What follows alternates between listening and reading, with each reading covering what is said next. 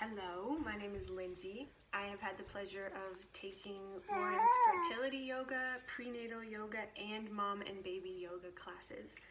I have been with Lauren for many stages of my motherhood journey. Lauren asked me to talk about the different stages and why I liked them, what I liked specifically. So I'm going to start with fertility yoga. So my first pregnancy, it took me a long time to get pregnant, and it was a lonely, scary, frustrating journey. This is Wyatt, he's my first baby. And after we got pregnant with Wyatt and I was looking to connect with other moms and to do yoga that was safe during pregnancy, I joined Lauren's prenatal yoga class and spent a lot of time talking with other moms about different stages of pregnancy. It was great to talk with moms who were kind of before me, like earlier on than me, to help remind me of where I had been, and to see moms who were further on in their pregnancies to see what was coming next. I also loved doing yoga that I knew was safe for me and safe for Wyatt when he was in my tummy. Lauren offered us lots of alternatives. We were uncomfortable doing something, and she had lots of good ideas. For example, if we had sore backs or other body aches and pains associated with pregnancy that we wanted to try and address through yoga. And then Wyatt was born, and we went to mom and baby yoga together. And the same things that I liked about prenatal yoga were also appealing with a baby. The sense of community I got from talking with other moms as we shared problems and how we solved those problems. Lauren brought up lots of interesting topics related to motherhood that it was really fun to address as a group to get so many different perspectives on. It was also really nice to do yoga that, again, I knew was safe for my body as it was healing.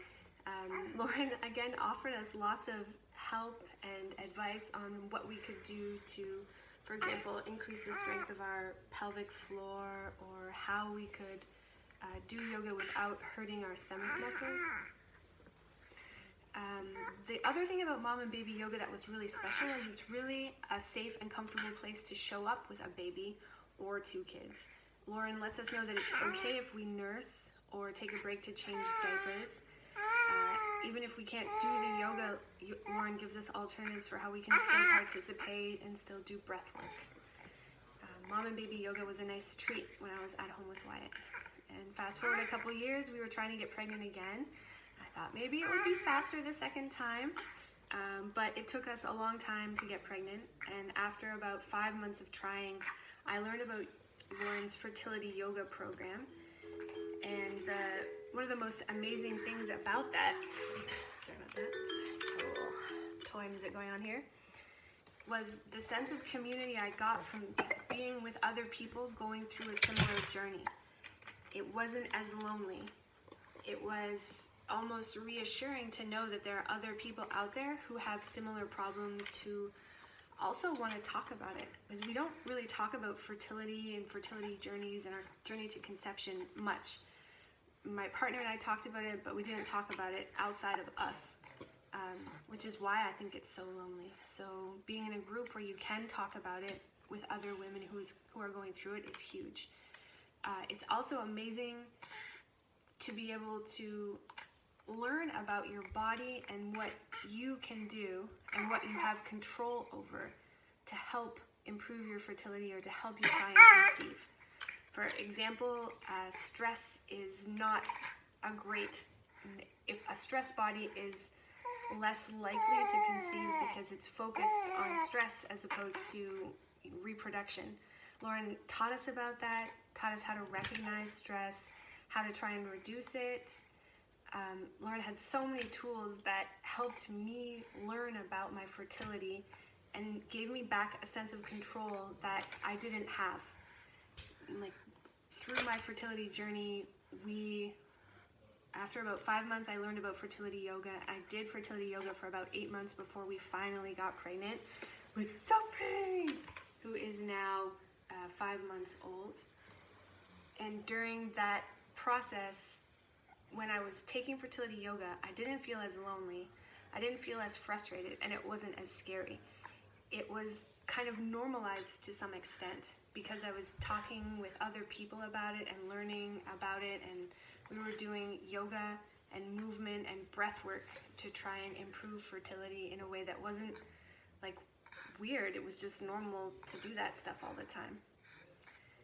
So thank you very much, Lauren, for letting me join you for all the stages of my 2 pregnancies and my 2 kids. Some of Lauren's classes I did live in person, and some of them I've done virtually.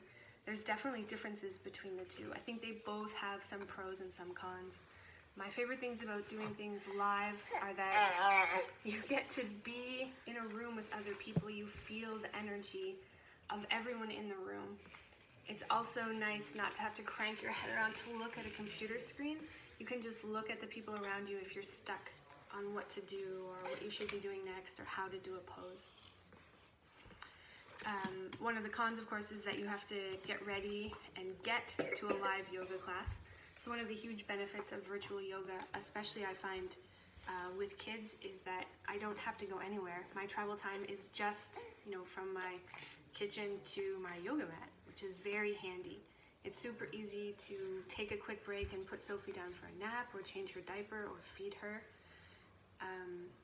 It's perhaps doesn't have the same sense of community because when you're looking at a screen full of people, you don't get the same body language and facial expressions back. You don't always feel, it doesn't feel the same as an in-person interaction. But joining discussions virtually, I almost felt liberated because I was safe behind my screen. I could, mute my microphone if Sophie was crying, and I know I wasn't disturbing everyone else. So the benefits of virtual yoga, of no travel time, and kind of a greater sense of security during group discussions were nice for me. So the online versus virtual options, there's definite benefits to both of them. I've enjoyed both of them. I look forward to doing hopefully more in-person yoga soon. Lauren, thank you very much. I appreciate your help and advice and all of the yoga that you've offered me over the years, the introduction to meditation, and how many amazing women I've met through this journey. Thank you.